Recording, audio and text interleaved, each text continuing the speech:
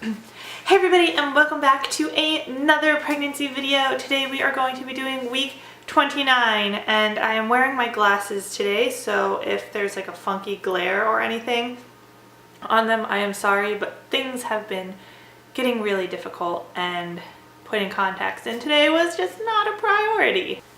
In week 29, according to the Bump app, baby is as big as an acorn squash. Baby measures 15.2 inches and about 2.5 pounds. So baby's getting bigger and bigger every week, obviously, because that's what they do, in case you didn't know. Baby's getting a little cramped in there, given how fast he or she's growing, but you probably already realized that, since you're feeling all those kicks and jabs. Baby is getting more fat under his or her skin, and his or her energy is surging because of it. For the pregnant mom's body at 29 weeks, common symptoms are lots of kicks, headaches or lightheadedness, itchy belly, back, leg, or pelvic pain, hemorrhoids, constipation, trouble sleeping, gotta pee again, and varicose vein. For me, week 29 has been kind of good and kind of bad. It hasn't been like super exciting, and nothing exciting really happened a whole lot, but it has kind of come to the point now where I am starting to become in an immense amount of pain regardless of what I'm doing. If I'm sitting, like right now, just sitting here, I am in a ton of pain with my hips and my pelvic bone.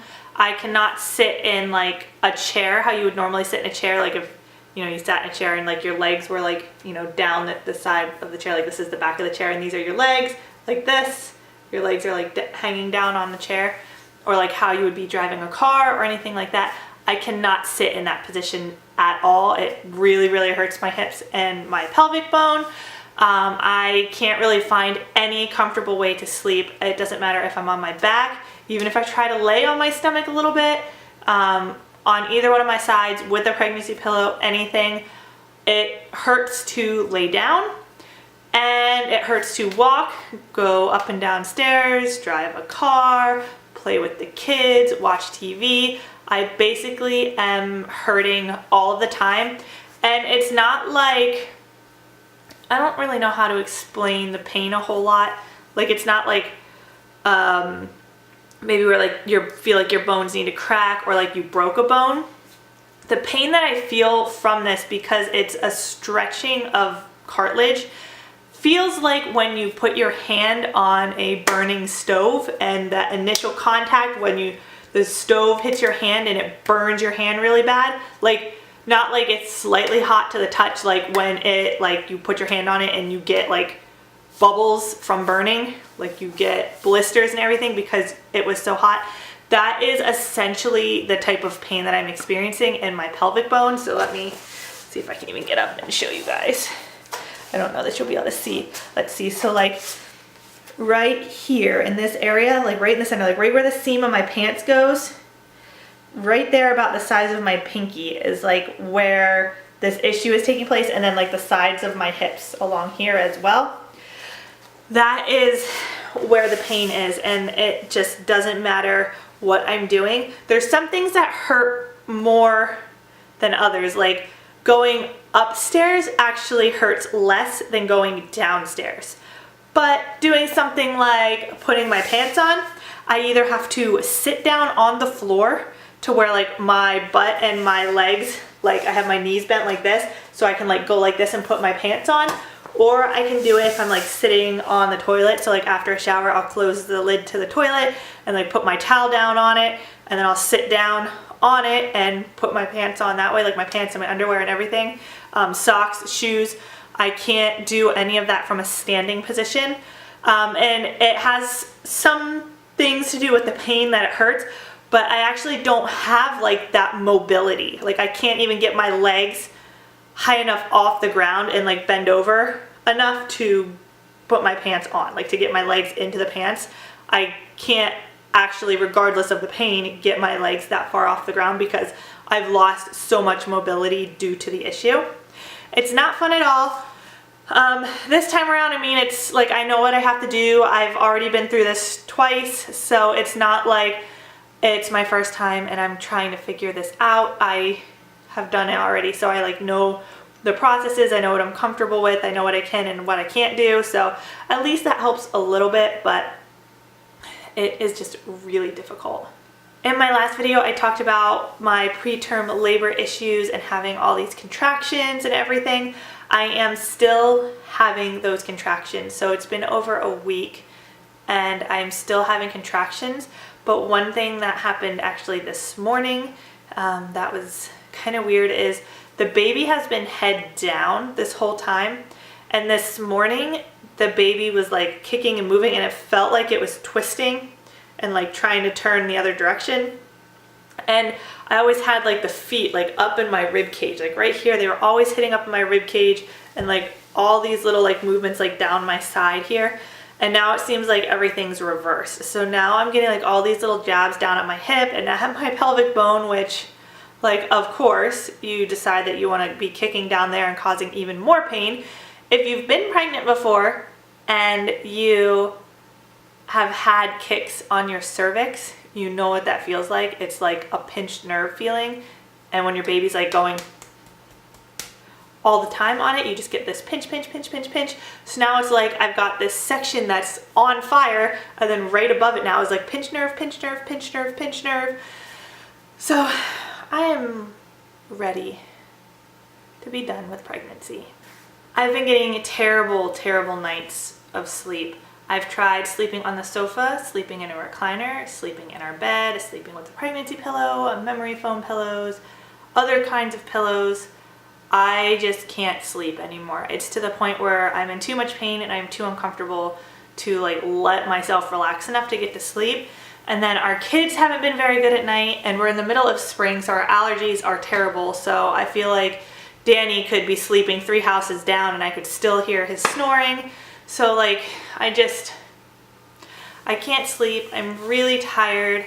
My eyes are burning, which is part of the reason that I'm not wearing contacts today. And then like with my allergies, I'm not wearing contacts. And I wake up every morning with like super, super, super dry eyes, like super glued shut, kind of like when you have pink eye and I have to use like contact solution or eye drops just to get my eyes to open because they are so dry and glued shut that I cannot get them to open without putting liquids in them first. One thing I do want to say is that somebody recommended the Lularoe brand leggings to me for while you're pregnant. I guess they fit really well while you're pregnant and then they also fit really well when you're not pregnant. And I have basically been pregnant for like 3 years straight. So I've been wearing maternity clothes for a long time. And not that maternity clothes aren't like the best quality, but you also don't go out and buy like an entirely new wardrobe of maternity clothes. I mean, some people probably do, but a lot of people go out and buy like a couple pairs of leggings and some legs and maybe like a jacket or a sweatshirt, like, but you don't have like the same amount of maternity clothes as you have your regular non-pregnancy maternity clothes. You know what I mean? Like you've got more of your old clothes than you have of the maternity clothes. And I honestly hate spending a lot of money on clothes. And recently all of my leggings for my maternity clothes, now I hate jeans, so I usually don't ever wear jeans.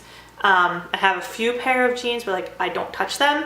So like all of my leggings and everything are starting to rip or get holes in them and they're getting like the little pills in them from the threads and the fabrics and like they're just getting really dingy. And so I had to get rid of a whole bunch of them and I'm down to like 2 or 3 pairs of decent pants and I still have 10 weeks to go.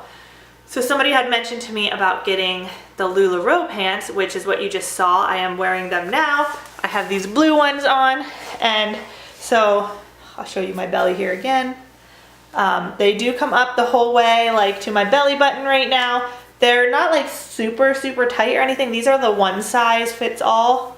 They do have other sizes, but this is the one size fits all. So it's comfortable for me to wear like right around across my belly. And it's also really comfortable for me to wear like underneath of my belly. It doesn't put a lot of pressure underneath of my belly, which is great as well. And then I also know that they will fit after I have the baby. So I decided to look around because they're kind of expensive. Like, I don't know how many of you wear them. I was like a non-believer.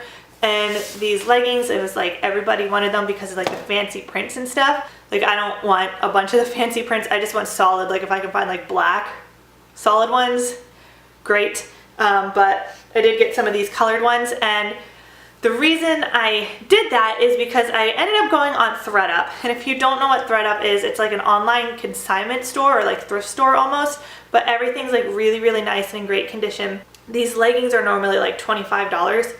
I just bought, how many? Over 20 pairs of these leggings for $4.99 each. Like, insane.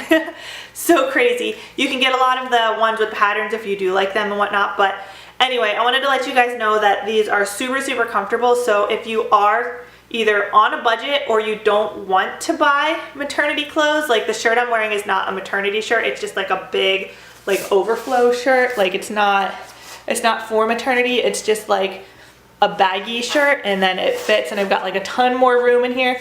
I really, really don't like spending money on clothes, especially ones that I was only planning on wearing for a couple of months. Now it's lasted me 3 years with only 10 weeks left. And this is like, if this is not my last pregnancy, then I'm gonna be like really shocked with myself. But I believe that this is my last pregnancy, and I do not want to go spend another $100 and some on maternity pants when I literally just bought like 20 pairs of these pants for less than it would cost me to buy 3 or 4 pairs of maternity leggings. And so anyway, I'm gonna go ahead and leave a little link in the description box, and I think I can get you, I think it's a coupon that's like $10 off your first purchase at this place. I think it's $10. Look down below, it'll tell you. But anyway, you can basically get 2 free pairs of Lularoe leggings and try them out with that coupon if you want to. So just letting you know, it's down there, and I definitely recommend getting some of them. They're thick, they're comfortable, and even though I like was so against them and thought they were overrated, in just like 1 week of wearing them, it's like totally transformed my life. So definitely recommend them. I'm gonna keep wearing them after I have the baby. So thrilled that I got all these leggings, and that like I'm gonna wear them now and I'm gonna wear them later, and they're gonna get a lot of use, and they're really good quality. So anyway, that is my recommendation on maternity pants for the moment, because I am literally out of them now. I haven't been constipated, having hemorrhoids. I do have to pee a lot. But as far as like the symptoms that the bump says, that's kind of about it. I still have a little bit of that varicose vein on my foot, but it hasn't been bothering me, not like it was at the beginning. It seems to be kind of sorting itself out and doing okay. My blood pressure has been low, but I will still be induced early. So there's that. And then if this baby does end up being breech, obviously I'll have to have a C-section. And however the baby has to come out, it has to come out. Like, I'm not allowed to have an epidural if I have a natural birth. So like, that sucks. I already know what I'm in for if I have to do that again. For a C-section though, since I can't have an epidural or a spinal, I'm not really sure how that process would work.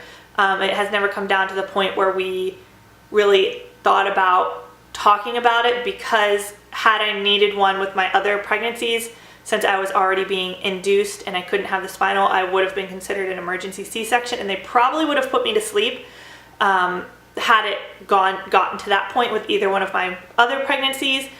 If I have a breech baby and I have to be scheduled for a C-section, I'm not really sure how that will work. So I'll have to talk to my doctor about that. I have my appointment on Monday, and they're going to check to see if the baby flipped then, and kind of go from there. We had just one scare with, was it with Maddie or was it with Kaylee? I can't remember. With one of my 2, where I had gone in like a day or 2 prior to my induction day, and they thought the baby had moved. I think it was Maddie. They thought she had moved and that she had gone to being breech, and then they just did like a real quick ultrasound and her head was still down, so we were good.